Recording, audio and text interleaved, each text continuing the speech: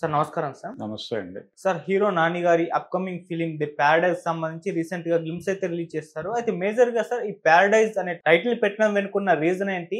అంటే గ్లింప్స్ చూస్తుంటే కాకుల కథలు అని అంటున్నారు. అంటే ఎవరా కాకులు? వాళ్ళకున్న ఆ స్టోరీస్ ఏంటి? ఏం చెప్పబోతున్నారు ఈ సినిమాలో అని చెప్పేసి ఒక చర్చ అయితే జరుగుతుంది. మరి సినిమాకి సంబంధించి మీరేం చెప్తారు సార్? 'పారడైజ్' అనే టైటిల్ యాప్ట్‌గానే పెట్టారు. హ్మ్. ఎందుకు అలా అనాల్సొస్తుందంటే, 'త్రిశంకు స్వర్గము' అని మనకొక కాన్సెప్ట్ ఉంది హ్మ్. పురాణాల్లో. ఈ 'త్రిశంకు స్వర్గం' విశ్వామిత్ర సృష్టి అంటారు. విశ్వామిత్రుడు ఎందుకు ఆ స్వర్గాన్ని సృష్టించాడు? ఒక స్వర్గం ఉండగా ఇంకో స్వర్గం అవసరమా? అనే చర్చ. ఈ చర్చలో స్వర్గం అనేది కొంతమందికి నిషిద్ధము అనేటువంటి పరిస్థితి ఈ త్రిశంకుడి విషయంలో జరుగుతుంది. హ్మ్. త్రిశంకుడిని సశరీరుడిగా స్వర్గానికి పంపించే ప్రయత్నం చేస్తాడు ఈయన. హ్మ్. దాన్ని స్వర్గం అంటే దేవేంద్రుడు అంగీకరించడు. అంగీకరించకపోవడంతో గొడవ మొదలవుతుంది. గొడవ మొదలయ్యి దాన్ని క్యాస్ట్ ఇష్యూగా మాట్లాడే ప్రయత్నం చేస్తాడు ఆయన. ఎవరు? విశ్వామిత్రుడు. మాట్లాడుతూ అంటే ఇతన్ని శపిస్తాడు వశిష్ఠుడు.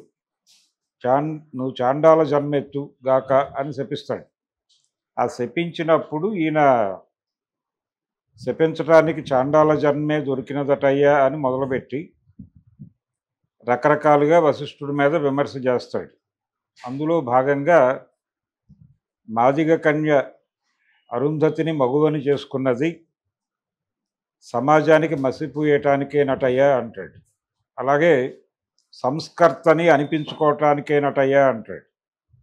అని వశిష్ఠుడి మీద తీవ్రమైనటువంటి విమర్శ పెట్టి, మీ స్వర్గం కొంతమందికే అని మీరు డిసైడ్ అయినప్పుడు మేము ఆల్టర్నేటివ్ స్వర్గం నిర్మించుకుంటాం. ఈ ఆల్టర్నేటివ్ స్వర్గంలో అందరూ సమంగానే ఉంటారు. ఒక రకంగా సామ్యవాద స్వర్గం అది అని అక్కడ ఈ చర్చ నడుస్తుంది. అందుకని ఆయన త్రిశంకు స్వర్గం పేరుతో ఒక సృష్టి చేస్తాడు.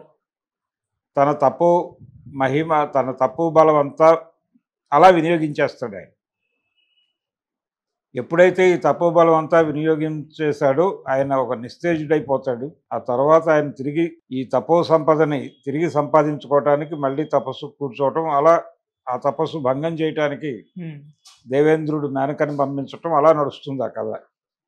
అయితే ఈ త్రిశంకు స్వర్గము నిర్మాణము అనే కాన్సెప్టే ఈ స్వర్గము అని ఏదైతే ఉందో అక్కడ కొంతమందికే ఆధిపత్యం, మిగిలిన వాళ్ళకి ఎంట్రన్స్ లేదు అనే దాని దగ్గర గొడవ మొదలవుతుంది. మొదలై మీరు ఎలో చేయనటువంటి బడుగు బలహీన వర్గాలందరికీ నా స్వర్గం ఉంటుంది అనేది ఆయన చెప్తాడు. అలా త్రిశంకు స్వర్గం అని ఒకటి మన పురాణాల్లో రెఫరెన్స్ ఉంది. ఇది కూడా మా స్వర్గాన్ని మేమే నిర్మించుకుంటాం అని విశ్వామిత్రుడు ఏ కాన్ఫిడెన్స్తో అయితే అన్నాడు, అదే కాన్ఫిడెన్స్తో ఈ కింది కులాలని అణగదొక్కుతున్నటువంటి కులాల మీద యుద్ధం ప్రకటించినటువంటి హీరో మా స్వర్గాన్ని మేమే నిర్మించుకుంటాం అని ఉండొచ్చు కదా సినిమాలో. అందుకని ఆ కోణంలో ఒకవేళ ఆలోచించి ప్యారడైజ్ అనేటువంటి టైటిల్ ఖాయం చేసి ఉండొచ్చు. చేయటానికి స్కోప్ ఉంది. అంటే వాళ్ళ గ్లిమ్స్లో చర్చించింది అణిచివేయతకి గురైనటువంటి వర్గాల నుంచి పుట్టినటువంటి ఒక వర్గం కాదు, కులాలే. అణిచివేతకి గురవుతున్నటువంటి కులాల నుంచి ఒక గొంతు లేచింది. ఆ గొంతు మాట్లాడుతుంది, ఆ గొంతు దెబ్బలాడుతుంది అన్న పద్ధతిలో ఒక తల్లి తన కొడుకు గురించి మాట్లాడినటువంటి ఒక నేపథ్యాన్ని వీళ్ళు ఆ గ్లిమ్స్లో చూపించారు. దానిలో ఒక ఆక్రందన ఉంది, ఒక ఆక్రోశం ఉంది, ఒక ఆగ్రహం ఉంది. ఇప్పుడు బూతుగా ప్రపంచం మాట్లాడుకుంటున్నది కూడా ఒక ఆగ్రహ ప్రకటన మాత్రమే, అది బూతు కాదు. అలా ఈ స్వర్గం కూడా దిగువ కులాల వాళ్ళకి మేము ఒక స్వర్గం నిర్మించుకుంటాం, ఆల్టర్నేటివ్ స్వర్గం నిర్మించుకుంటాం, మేము మీతో సంబంధం లేకుండా అవసరమైతే మీ స్వర్గాన్ని కూలదోస్తాం అనేది ఒక పిలుపునిస్తూ ఈ టైటిల్ పెట్టి ఉండొచ్చు. మీరు అనుకుంటున్నటువంటి స్వర్గాన్ని కూలదోసి మేము ఒక ప్రత్యామ్నాయ స్వర్గాన్ని నిర్మిస్తాం. ఇది ఎలా ఉంటుందంటే మనుషులంతా ఒక్కటే అనే నినాదం పై కులాల వాళ్ళు ఇస్తే, అంటే నినాదంగా గొప్పదే అది.